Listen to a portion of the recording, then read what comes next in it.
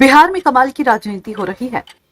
जैसे जैसे चुनाव नजदीक आ रहा है, पार्टियों की राजनीति साफ होती जा रही है। एक तरफ जनसुराज पार्टी के प्रशांत किशोर हैं, जिनका सारा हमला राजद के साथ साथ जदयू और नीतीश कुमार पर है।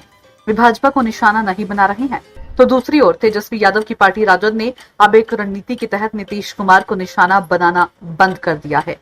नीतीश पर हमला भी रहा है तो सरकार के कामकाज को लेकर, खासकर कानून व्यवस्था को लेकर सवाल उठाए जा रहे हैं। नीतीश के ऊपर निजी हमले बंद हो गए हैं।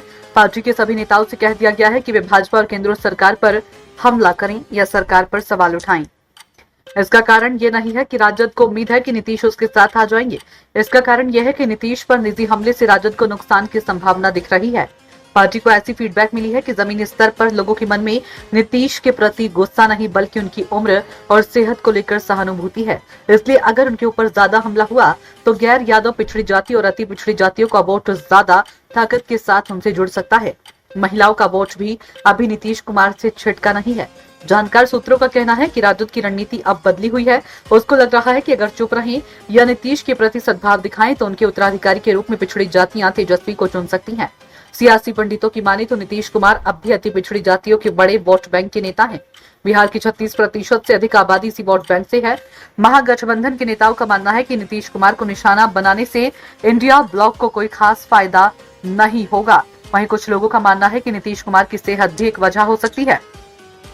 वैसे भी लालू प्रसाद और नीतीश कुमार की राजनीति के स्वाभाविक उत्तराधिकारी तेजस्वी ही माने जा रहे हैं। बहरहाल पिछले दिनों पटना में इंडिया ब्लॉक, जिसे बिहार में महागठबंधन भी कहा जाता है, उसके नेताओं की एक बैठक हुई। कांग्रेस के प्रभारी कृष्णा अलवरू भी इसमें शामिल हुए। इस बैठक में महागठबंधन की चुनावी रणनीति को लेकर भी चर्चा हुई। 2020 के चुनाव में इसका असर देखने को मिला था।